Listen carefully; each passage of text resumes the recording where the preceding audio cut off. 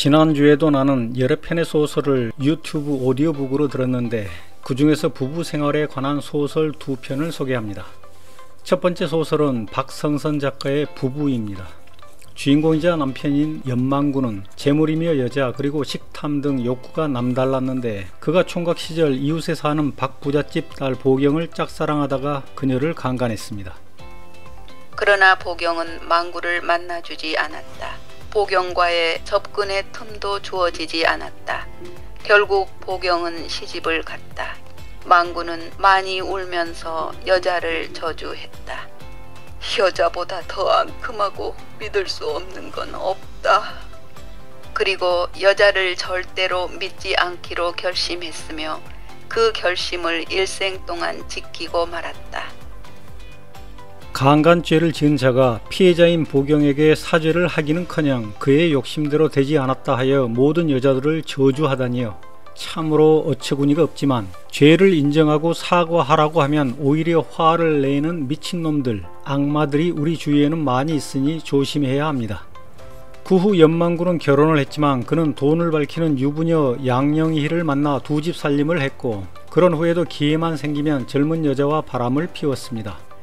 작가는 착하고 순한 첫째 아내를 현모양처라고 칭찬했지만 나는 멍청한 여자라고 말해주고 싶습니다. 더러운 연망구에게 반항하지도 않고 떠나지도 않은 채 죽을 때까지 순정적이었으니까요. 연망구라는 잡초에 비료를 뿌려 더 잘 자라게 했거든요. 둘째 아내는 연망구와 똑같은 잡초였고요. 염사장은 어느 날 둘째 아내 집에서 첫째 아내가 죽었다는 소식을 들었고 장례식장에서 이런 모습을 보입니다. 염사장은 마치 넋이 나간 듯한 표정이다. 아내에게 속죄할 것이 많다. 까맣게 잊었던 숱한 사연들이 도끼가 되어 염사장의 심장을 내리찍는다. 아픔과 상실감 그리고 연민으로 염사장은 힘이 빠지고 불이 꺾였다. 그리고 1년 후 연망구는 둘째 아내의 집에서 죽습니다.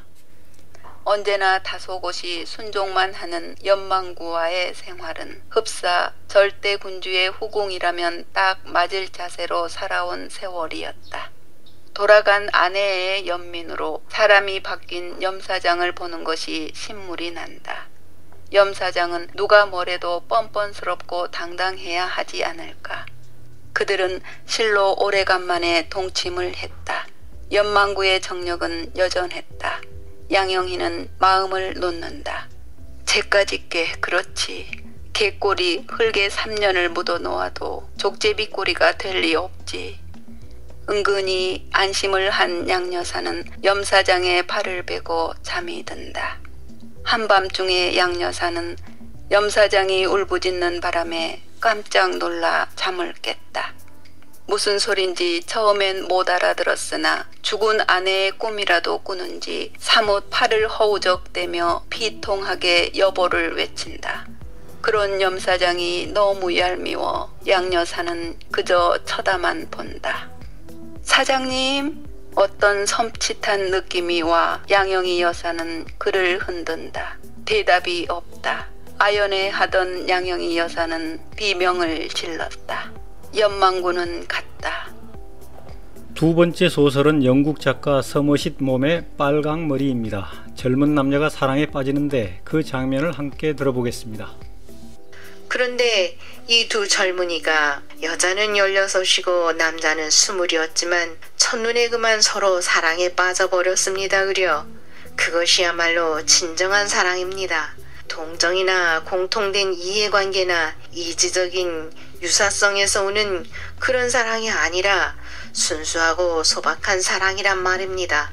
그거야말로 아담이 잠을 깨어 이브가 에덴 동산에서 이슬같이 청실한 눈으로 자기를 바라보는 정경을 보았을 때 느끼는 그런 사랑입니다.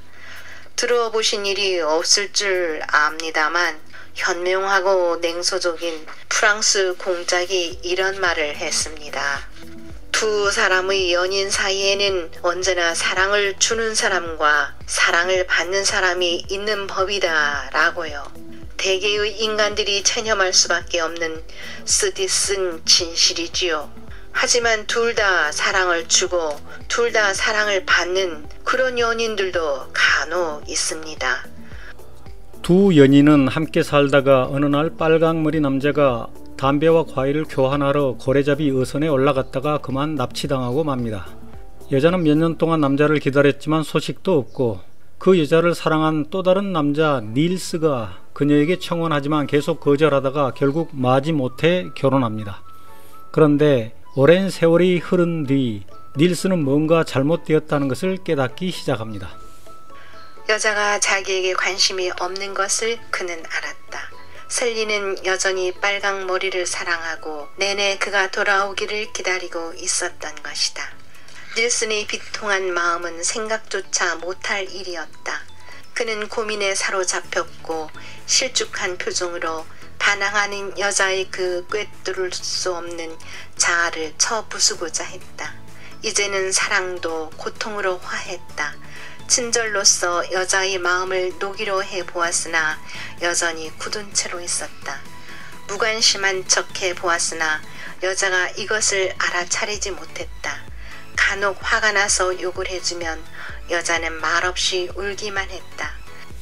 닐스는 이제는 여자에게 애정도 없지만 그래도 관용하는 마음을 지니고 있었습니다. 여자도 남자를 혼자 내버려 두었습니다. 닐스는 피아노와 책으로만 만족하고 있었습니다. 닐슨이 한때 빨강머리였던 선장에게 말합니다.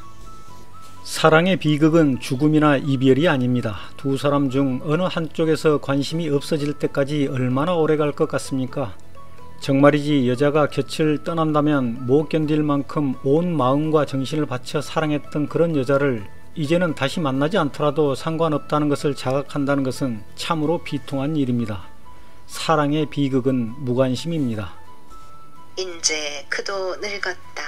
이윽고 셀리가 들어와서 저녁 식사를 알렸다. 그는 마주 앉아 먹으려고 했다. 지금 셀리에게 아까 의자에 앉아있던 뚱뚱한 늙은이가 셀리가 열렬하게 절면마저 버려가며 잊지 않고 있던 바로 그 연인임을 알려준다면 어떤 말이 나올까 하고 그는 생각해 보았다.